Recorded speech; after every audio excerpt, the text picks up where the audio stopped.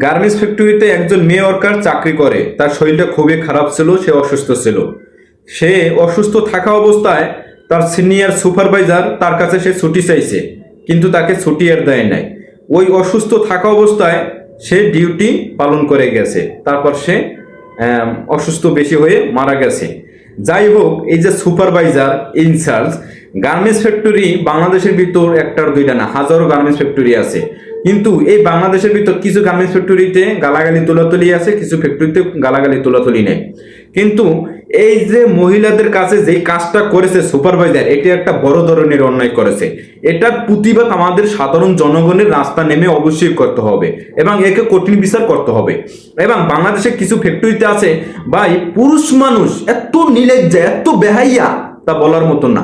মানে তোরা পুরুষে পুরুষে ঝগড়া, সেটা হচ্ছে আলাদা হিসাব। একজন পুরুষ মানুষ হয়ে একজন মেয়েকে, একজন মহিলাকে, মার বয়সী, বোনের বয়সী, ঠিক আছে, বোর বয়সী, তাদেরকে তোরা কিভাবে মুখ থেকে এত খারাপ ব্যবহার করতে পারোস রে ভাই? মানে গার্মেন্টস ফ্যাক্টরি একটা ভালো, ইনকাম করার জন্য মহিলারা একটু বেশি যায়, কিন্তু এই মহিলাদেরকে মেন্টালি ভাবে, শারীরিকভাবে টর্চার করে একমাত্র সুপারভাইজার এবং ইনচার্জ। তারা ভাই প্রচুর গালাগালি তোলাতুলি করে। আমি একটা ডাক্তারি চেম্বারে জব করি, এই জায়গায় হাজারো গার্মেন্টস শ্রমিকের লোক আসে আমাদের এই জায়গায় চিকিৎসা নিতে। তাদের কাছ থেকে আমরা খুবই অনেক কথা শুনি, ছেলে মেয়ে এবং নানান ধরনের যত ওয়ার্কার আছে সকলেই আসে তারা রোগের জন্য, ঠিক আছে। কিন্তু তাদের কাছ থেকে খুবই শুনি, কিন্তু ভালো ব্যবহারও নাই, খারাপ ব্যবহারও নাই তাদের সাথে। মানে ভালো হইলেও খারাপ ব্যবহার, খারাপ হইলেও খারাপ ব্যবহার, ঠিক আছে।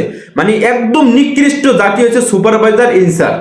যে মেয়েটা অসুস্থ ছিল তাকে আপনার বোঝা উচিত ছিল সে কি সত্যি অসুস্থ। যদি অসুস্থ হয় অবশ্যই তাকে ছুটি দেওয়া উচিত ছিল, কারণ সে একজন মেয়ে, সে একজন আপনার বোনের বয়সী, আপনার মার বয়সী। তাকে আপনি, সে যেহেতু বলছে যে আমার ছুটি দরকার, অবশ্যই আপনার ছুটি দেওয়া উচিত ছিল। আপনি এটা নিয়ে তো বেশি মার্কেটিং করা উচিত ছিল না। এই মেয়ে না থাকলে তো আরো হাজারো সুস্থ মেয়ে আছে, হাজারো মহিলা আছে, তাদেরকে নিয়ে আপনি কাজ চালান। কিন্তু কি জন্য এই মেয়েকে জোরপূর্বক ভাবে আপনি কাজ করাইলে আজ মেয়েটা পুরো দুনিয়া থেকে চলে যাইছো?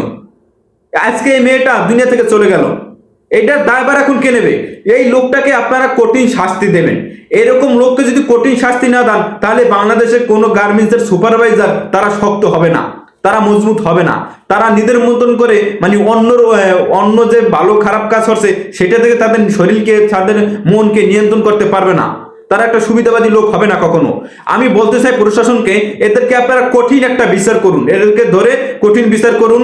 আপনাদেরকে বলতেছি, সাধারণ জনগণ মানে খাপ্পদের বেলে কঠিন দোলাই দেবেন।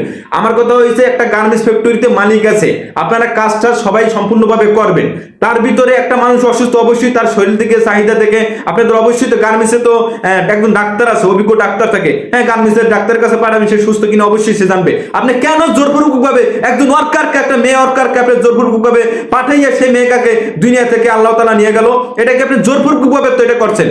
আপনার কাছে কি আর মেয়ে নাই? আপনি চাইলে আপনার ঘরের বউকে আইন এই জায়গায় চাকরি করাইতেন। আপনি একটা অসুস্থ মেয়েকে, অসুস্থ মহিলাকে আইন না জব করে মানুষটাকে এখন দুনিয়া থেকে বিদায় করে দিয়েছেন। মানুষ কতটা নিকৃষ্ট হতে পারে! এদেরকে যদি আমরা প্রতিবাদ না করি, এরা কখনোই নিয়ন্ত্রণ হবে না, কখনো তারা সচেতন হবে না। এদেরকে কঠিন বিচার করতে হবে।